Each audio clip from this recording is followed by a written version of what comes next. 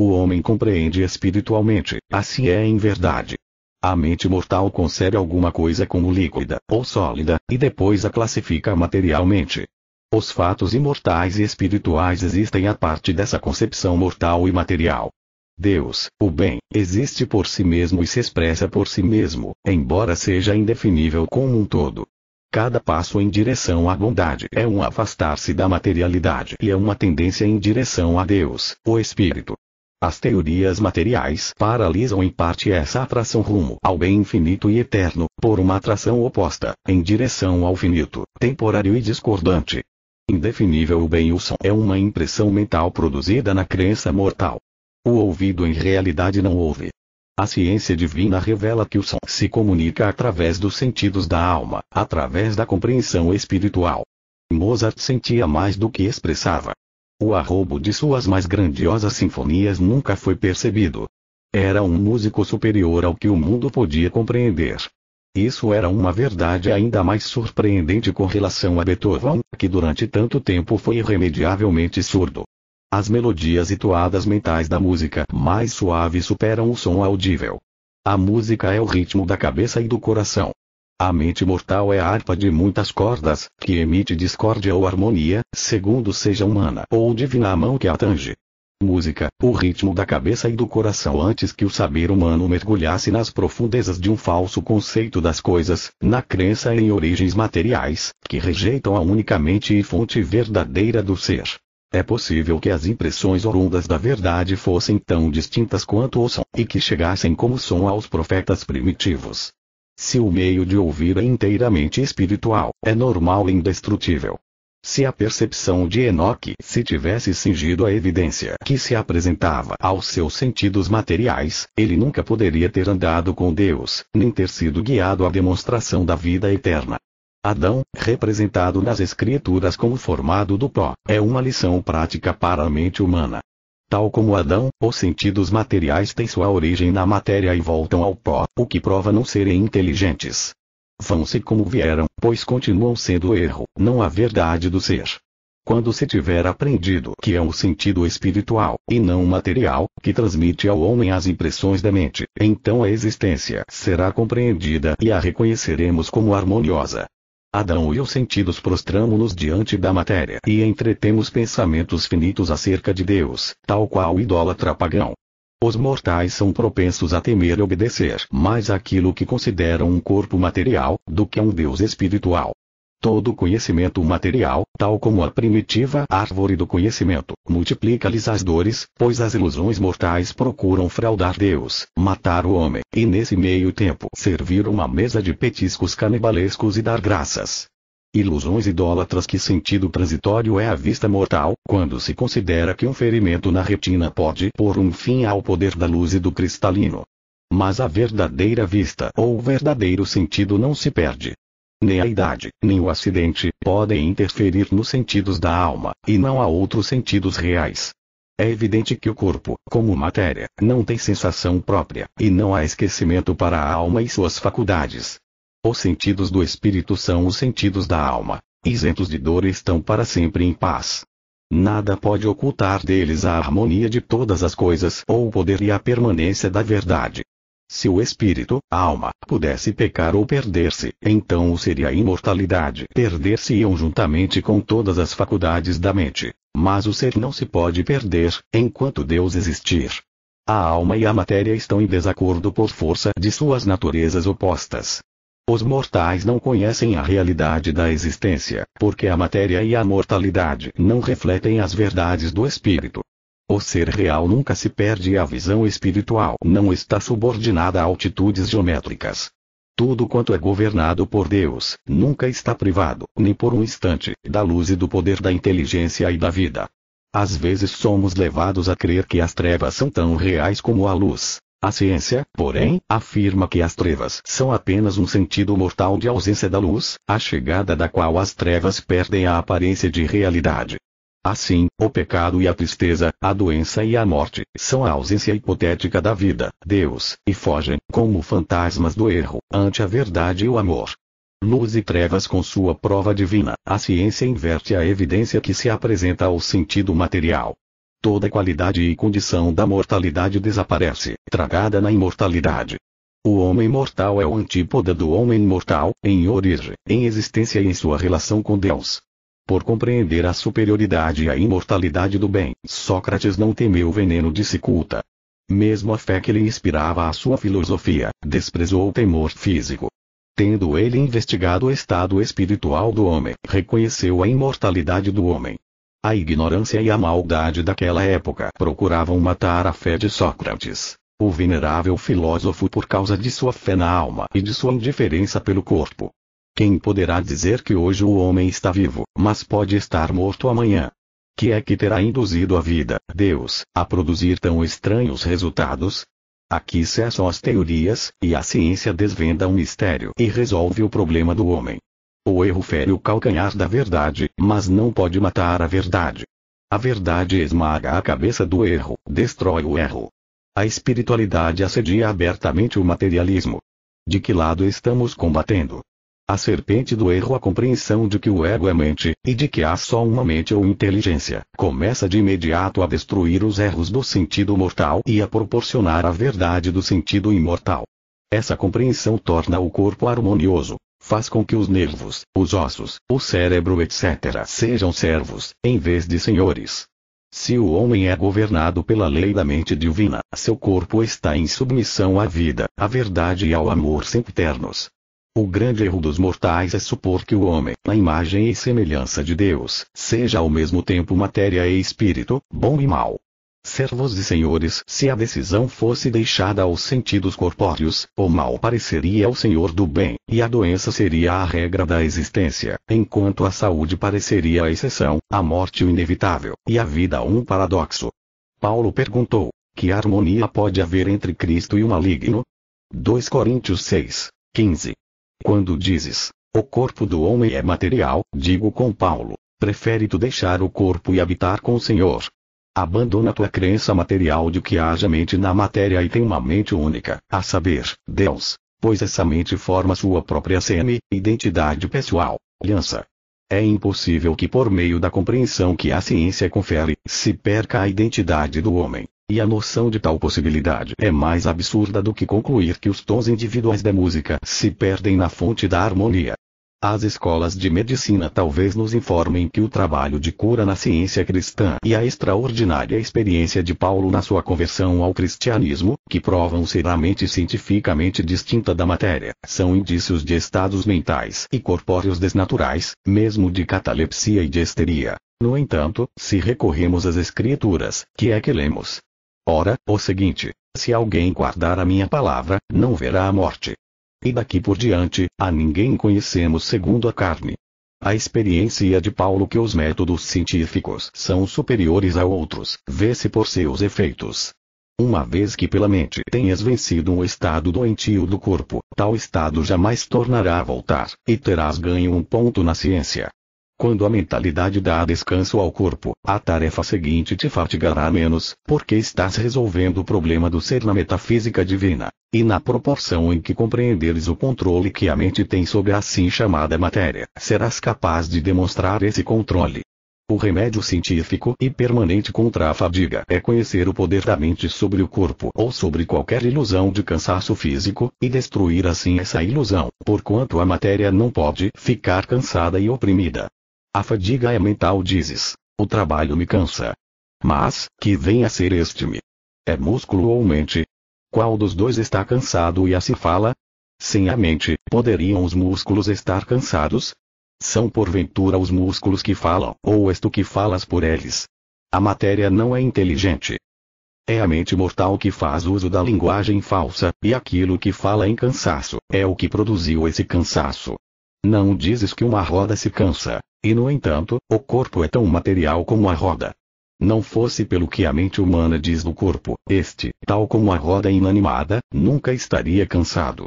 A consciência da verdade nos descansa mais do que horas de repouso na inconsciência. A mente jamais se cansa, supõe-se que o corpo diga, estou doente. Os relatórios da doença podem formar uma coalizão com os relatórios do pecado, e dizer, sou a maldade, a luxúria, o apetite, a inveja, o ódio. O que faz com que o pecado, assim como a doença, sejam difíceis de curar, é que a mente humana é a pecadora, pouco disposta a se corrigir, e que acredita poder o corpo estar doente sem depender da mente mortal, e que a mente divina não tem jurisdição sobre o corpo. Coalizão do pecado com a doença porque oras pelo restabelecimento dos doentes, se não tens fé na boa vontade e capacidade de Deus para curá-los.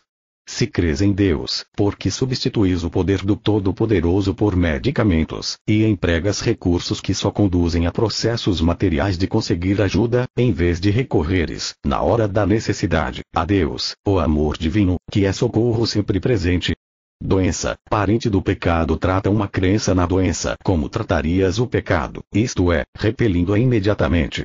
Resiste à tentação de crer que a matéria seja inteligente, que tenha sensação ou poder. As Escrituras dizem: os que esperam no Senhor, correm e não se cansam, caminham e não se fatigam. O significado desse trecho não se desvirtua, quando aplicado literalmente nos momentos de fadiga, pois o moral e o físico são uma só coisa em seus resultados. Quando despertamos para tornar-nos conscientes da verdade do ser, toda doença, dor, fraqueza, todo cansaço, pesar, pecado e a morte serão desconhecidos, e o sonho mortal cessará para sempre. Meu método de tratar a fadiga aplica-se a todos os males corpóreos, pois a mente deve ser, e é, suprema, absoluta e decisiva. Na matemática não multiplicamos quando devemos subtrair, para depois dizer que o produto está certo.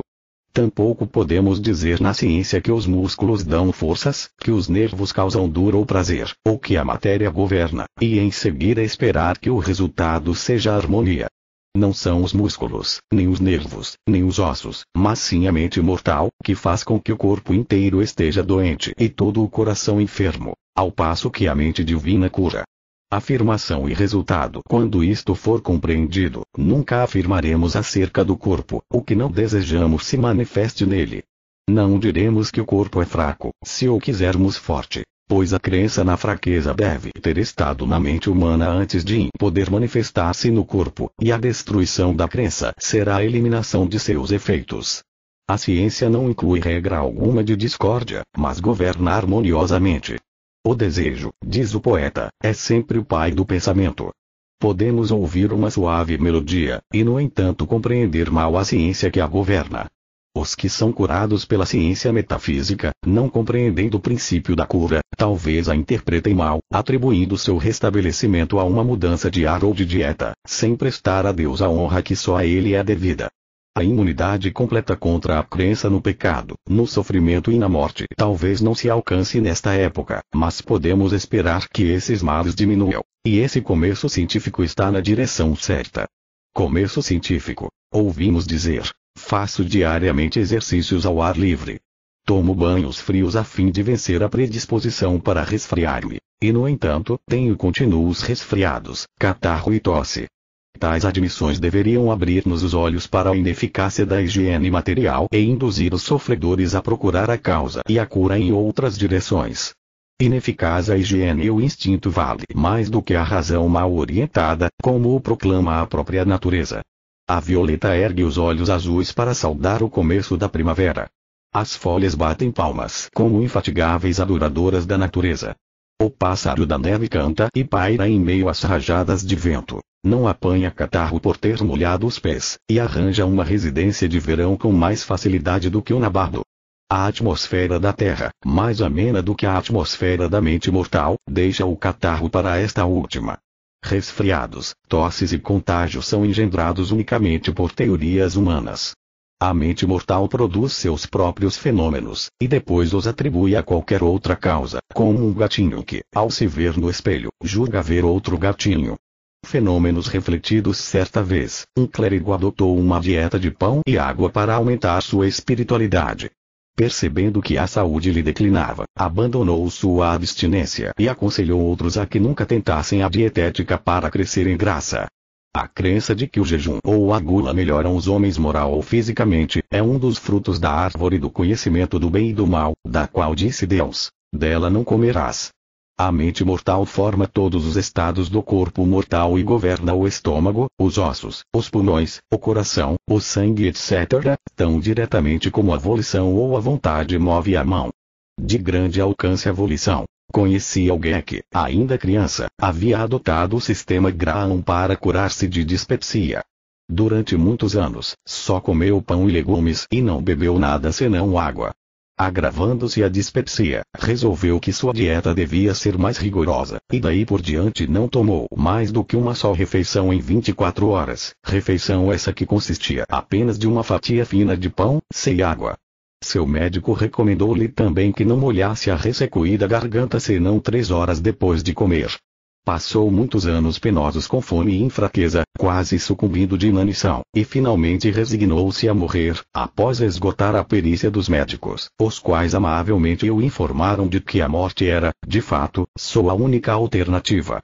Foi aí que a ciência cristã o salvou, e agora ele goza de perfeita saúde, sem ter o menor vestígio do antigo padecimento.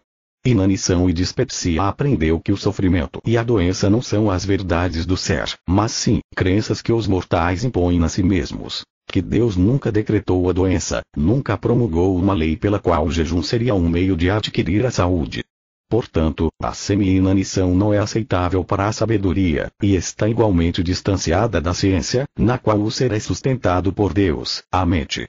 Essas verdades, abrindo-lhe os olhos, aliviaram-lhe o estômago, e ele comeu sem sofrer, dando graças a Deus. Porém, jamais comeu com o prazer que havia imaginado quando, ainda escravo da matéria, pensava nas panelas de carne do Egito, sentindo a fome da infância, sem estar ainda disciplinado pela abnegação e pela ciência divina. Essa compreensão recém-nascida, de que nem os alimentos, nem o estômago, sem o consentimento da mente mortal, podem causar sofrimento, traz consigo outra lição, que a gula é uma ilusão sensual, e que a mente e o estômago, esse fantasma da mente mortal, desaparece à medida que compreendemos melhor nossa existência espiritual e subimos a escada da vida. Essa pessoa aprendeu que o alimento afeta o corpo só quando a mente mortal trabalha segundo seus próprios métodos materiais, um dos quais é a crença de que o alimento apropriado proporciona nutrição e força ao organismo humano. Aprendeu também que a mente mortal produz o corpo mortal, ao passo que a verdade regenera essa mente carnal e alimenta o pensamento com o pão da vida. Depois que ele se valeu do fato de que a mente governa o homem, o alimento passou a ter menos poder para ajudá-lo ou prejudicá-lo, e ele também teve menos fé nos assim chamados prazeres e dores da matéria. Preocupando-se menos com o que havia de comer ou beber, consultando menos o estômago e mais a Deus acerca da economia da vida, recuperou rapidamente as forças e o peso. Segundo se acreditava, só a mais estrita observância à higiene e aos medicamentos o mantivera vivo durante muitos anos, e apesar disso continuara doente durante todo esse tempo. Agora, abandonara os remédios e a higiene material, e ficara bom. Aprendeu que o dispéptico estava muito longe de ser a imagem e semelhança de Deus, longe de ter domínio sobre os peixes do mar, sobre as aves dos céus, e sobre os animais domésticos. Se ou comer um pedaço de carne animal podia subjugá-lo. Finalmente, chegou à conclusão de que Deus jamais fizera um dispéptico, enquanto o medo, a higiene, a fisiologia e a física haviam-no convertido em tal, contrariando os mandamentos de Deus. Ao procurar a cura da dispepsia, não consultes de maneira alguma a matéria, e come o que puserem diante de ti, sem fazer pergunta alguma, por motivo de consciência. Temos de destruir a crença errônea de que a vida e a inteligência estejam na matéria e firmar-nos vida só no espírito, no que é puro e perfeito. Paulo disse: andai no espírito, e jamais satisfareis a concupiscência da carne. Mais cedo ou mais tarde, aprenderemos que os grilhões da capacidade finita do homem são forjados pela ilusão de que ele vive no corpo em vez de na alma, na matéria em vez de no espírito. A matéria não expressa o espírito. Deus é espírito infinito, onipresente. Se o espírito é tudo e está em toda parte, que é, e onde está, a matéria?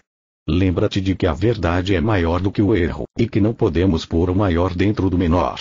A alma é espírito, e o espírito é maior do que o corpo. Se o espírito tivesse estado alguma vez dentro do corpo, o espírito seria finito e, portanto, não poderia ser espírito. Maior a alma do que o corpo? A pergunta, que é a verdade, convulsiona o mundo. Muitos estão dispostos a responder a essa pergunta com a segurança que advém da compreensão. Muitos outros, porém, cegos por suas velhas ilusões, tentam contemporizá-la. Se o cego guiar outro cego, cairão ambos no barranco. A pergunta dos séculos. Os esforços do erro para responder a essa pergunta mediante alguma ologia são vãos. O racionalismo espiritual e o livre pensamento acompanham a ciência que se aproxima e não podem ser reprimidos. Emanciparão a humanidade e suplantarão os meios não científicos, assim como as pretensas leis. Em parte, os repiques de sinos, que deveriam despertar do sonho errôneo o pensamento adormecido, passam despercebidos. Mas a última trombeta ainda não soou, do contrário isso não seria assim.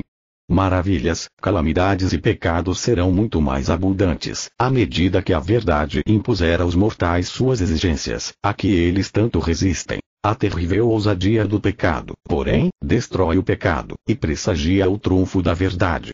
Deus porá tudo ao revés até que venha aquele de quem é o direito. A longevidade está aumentando e o poder do arautos da ciência. Pecado diminuindo, pois o mundo sente, por todos os poros, o efeito alterante da verdade. À medida que as pegadas toscas do passado desaparecerem das veredas que no presente se vão desfazendo, compreenderemos melhor a ciência que governa essas mudanças, e assentaremos os pés em solo mais firme. Todo o prazer ou toda dor dos sentidos destrói-se a si mesmo pelo sofrimento. Deveria haver progresso sem dor, acompanhado de vida e paz em vez de discórdia e morte. Nos anais de 19 séculos encontramos muitas seitas, mas não bastante cristianismo. Há séculos atrás, os religionários estavam dispostos a aclamar um Deus antropomorfo e envolver seu mandatário em pompa e esplendor, mas não foi dessa maneira que a verdade apareceu. Antigamente, a cruz era o símbolo central da verdade, e assim é até hoje. O açoite moderno é menos material do que o azorrague romano, mas é igualmente cortante. O frio desdém, a resistência obstinada, a oposição das igrejas, as leis do Estado, e a imprensa, ainda são os precursores do aparecimento da verdade em pleno esplendor. Sectarismo e oposição. Um cristianismo mais elevado e mais prático, que demonstra justiça e atende às necessidades dos mortais, tanto na doença como na saúde, está batendo à porta desta época, pedindo entrada. Abrirás ou fecharás a porta a esse anjo visitante, que vem na quietude da mansidão, como veio outrora ao patriarca, ao meio-dia. A verdade traz os elementos da liberdade. No seu estandarte está o lema inspirado pela alma: a escravidão está abolida. O poder de Deus traz libertação ao cativo. Nenhum poder pode resistir ao amor divino. Que é esse suposto poder, que se opõe a Deus? Emancipação mental. De onde vem? Que é que prende o homem com cadeias de ferro ao pecado, à doença e à morte? Tudo quanto escraviza o homem é oposto ao governo divino. A verdade liberta o homem. Pelo pequeno número e pela fidelidade dos seguidores da verdade podes saber quando esta começa a liderar. É assim que a marcha do tempo conduz para a frente o estandarte da liberdade. Os poderes deste mundo combaterão e darão ordem às suas sentinelas para não deixarem passar a verdade, até que adira aos seus sistemas. Mas a ciência, sem fazer caso da baioneta em riste, continua sua marcha. Sempre há algum tumulto, mas também um cerrar fileiras em torno do estandarte da verdade. Os ordalhos da verdade e a história dos Estados Unidos, como toda história, mostra o poder da mente, e mostra que a força humana é proporcional ao que ela incorpora de pensamentos acertados. Algumas frases imortais, respirando a onipotência da justiça divina, foram poderosas para romper cadeias despóticas e abolir o tronco e o mercado de escravos. Mas a opressão não desapareceu com o derramar de sangue, assim como a aura da liberdade não veio da boca do canhão. O amor é o libertador. Sentenças imortais. Foi difícil abolir legalmente a servidão não remunerada nos Estados Unidos, mas a abolição da escravidão mental é tarefa ainda mais difícil. As tendências despóticas inerentes à mente mortal e que sempre germinam em novas formas de tirania, têm de ser desarraigadas pela ação da mente divina. Abolida a escravidão, homens e mulheres de todos os continentes e de todas as raças ainda estão no cativeiro do sentido material, ignorando como obter sua liberdade. Os direitos do homem foram vindicados numa só parte do mundo e no plano mais baixo da vida humana, quando a escravidão africana foi abolida nos Estados Unidos. Isso foi apenas o prenúncio de passos ulteriores para o banimento de uma escravidão mundial, que se acha em planos mais elevados da existência e sob formas mais sutis e depravadoras. A voz de Deus em favor do escravo africano ainda ecoava nos Estados Unidos, quando a voz do arauto dessa nova cruzada fez soar a nota tônica da liberdade universal, reclamando o reconhecimento mais completo dos direitos do homem como filho de Deus, exigindo que as cadeias do pecado, da doença e da morte fossem arrancadas da mente humana e que sua liberdade fosse conquistada, não pela guerra entre os homens, não pela baioneta e pelo sangue, mas pela ciência divina do Cristo. Cruzada da Liberdade. Deus construiu uma plataforma mais elevada de direitos humanos, e a baseou sobre reivindicações mais divinas. Essas reivindicações não se fazem através de códigos ou de credos, mas pela demonstração de paz na terra entre os homens e de boa vontade para com eles. Os códigos humanos, a teologia escolástica, a medicina material e a higiene acorrentam a fé e a compreensão espiritual. A ciência divina despedaça essas correntes, e então se afirma o direito que o homem tem, por nascimento, de tributar lealdade somente a seu Criador. Sistemas que oprimem vi diante de mim os doentes, que se consumiam durante anos de servidão a um senhor irreal, na crença de que o corpo, em vez de a mente, os governava. Os aleijados, os surdos, os mudos, os cegos, os doentes, os sensuais e os pecadores, a todos eu quis salvar da escravidão de suas próprias crenças e dos sistemas educacionais dos faraós, que hoje, como outrora, retêm os filhos de Israel em servidão. Vi diante de mim o terrível conflito, o Mar Vermelho e o deserto, mas continuei a avançar, com fé em Deus, confiante de que a verdade, a forte libertadora, me guiaria para a terra da ciência cristã, casa da servidão, onde as cadeias caem e os direitos do homem são plenamente conhecidos e reconhecidos. Vi que a lei da crença mortal inclui todo o erro e que, assim como as leis opressoras são combatidas, e aos mortais se ensina seu direito à liberdade, assim as pretensões dos sentidos escravizadores têm de ser negadas e invalidadas. A lei da mente divina tem de pôr termo à servidão humana, senão os mortais,